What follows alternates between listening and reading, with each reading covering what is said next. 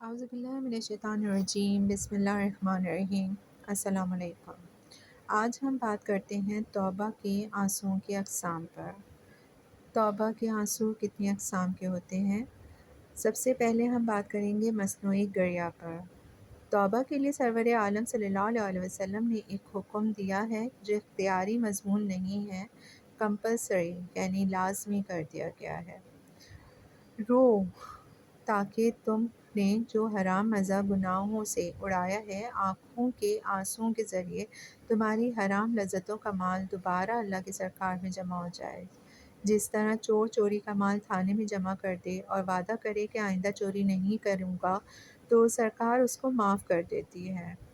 حضور اکرم صلی اللہ علیہ وسلم فرماتے ہیں کہ رو، لیکن اگر رونا نہ آئے، کبھی دل میں گناہوں کی وجہ سے سختی آ جاتی ہے، یہ گناہ ہمارے دل کی تراوٹ کو چوس لیتے ہیں، دل بے کیف ہو جاتا ہے، تو اس وقت کیا تم مایوس ہو جاؤ گے؟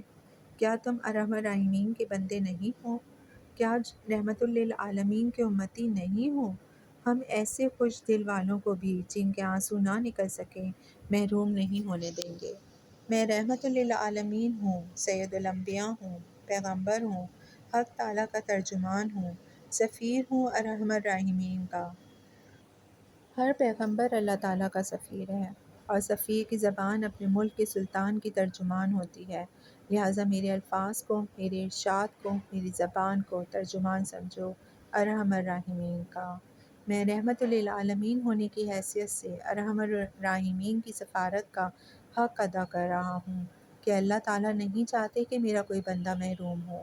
جس بندے کے آنسو نہیں نکل رہے ہیں وہ بھی کیوں محروم ہو، لہٰذا گھبراؤ نہیں، میں رحمت للعالمین ہوں اور ارحم الراحمین کی ترجمانی کر رہا ہوں۔ اگر تمہارے آنسو نہیں نکلتے تو تم رونے والی شکل بنا لو، شکل بنانا تو تمہارے اختیار میں ہے، میں تمہارا شمار رونے والوں میں کر دوں گا، اور مصنوعی گریہ کا حکم دے کر اس کو قبول کرنا یہ کمال رحمت حق ہے، اور رونے کی یہ پہلی قسم ہے جو اکثر بیان کی جاتی ہے۔ توبہ کے آنسو کی اقسام میں دوسری قسم ہے موسلادھار ابر کے مانند رونے والی آنکھیں۔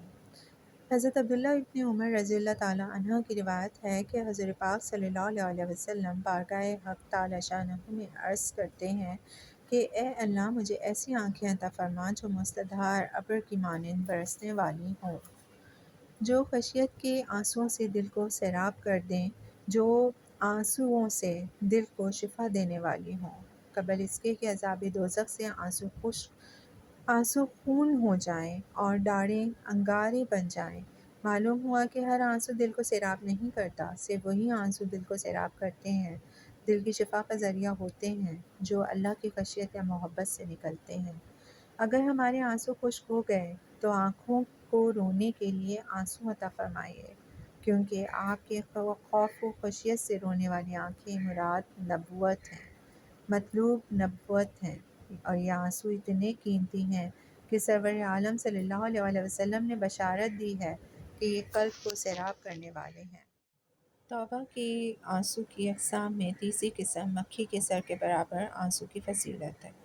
حضور پاک صلی اللہ علیہ وسلم ارشاد فرماتے ہیں، یعنی کسی بندہ مومن کی آنکھوں سے باوجہ خشیت الہی آنسو نکل آئے، خواہ وہ مکھی کے سر کے برابر ہو اور اس کا چہرہ پر تھوڑا سا بھی لگ جائے، تو اللہ تعالیٰ اس کو دوزخ کی آگ پر حرام کر دیتے ہیں۔ لہٰذا اگر کبھی مکھی کے سر کے برابر بھی آنسو نکل آئے تو اس کو پورے چہرے پر مت پھیلا لو۔ روایت ہے کہ اللہ کے خوف یا محبت سے نکلے ہوئے آنسو جہاں جہاں لگ جائیں گے دوزخ کی آگ وہاں حرام ہو جائے گی، چاہے وہ آنسو مکھی کے سر کے برابر ہو، تب بھی کام بن جائے گا اور مغفرت ہو جائے گی۔ حدیث میں دموع کا لفظ آیا ہے جو جمع ہے دم ان کی، جس کے معنی آنسو کے ہیں، اور عربی میں جمع 3 سے کم کا نہیں ہوتا، اس لیے کم سے کم زندگی میں 3 آنسو تو رو لو تاکہ اس حدیث پر عمل ہو جائے۔ توبہ کے آنسو کی اقسام میں چوتھا طریقہ ہے تنہائی میں زمین پر گرنے والے آنسو۔ چوتھا طریقہ اللہ کی یاد میں رونے کا کیا ہے؟ تمہارے آنسو زمین پر گر پڑیں تاکہ یہ زمین قیامت کے دن تمہارے رونے کی گواہی دے۔ حاکم کی روایت میں حضرت انس رضی اللہ تعالیٰ عنہ سے مروی ہے کہ یعنی جو اللہ تعالیٰ کو یاد کرے اور اللہ کے خوف سے اس کی آنکھوں سے آنسو بہہ پڑیں، یہاں تک کہ کچھ آنسو زمین پر گر جائیں، تو اللہ تعالیٰ قیامت کے دن اس کو عذاب نہیں دیں گے۔ تو اور ویسے بھی کہا جاتا ہے کہ ہمیں کوئی بھی دکھ ہو، غم ہو، تو ہمیں تنہائی میں اللہ کے سامنے جو ہے وہ رونا چاہیے، تو اللہ ہماری جو ہے وہ بہت سنتا ہے۔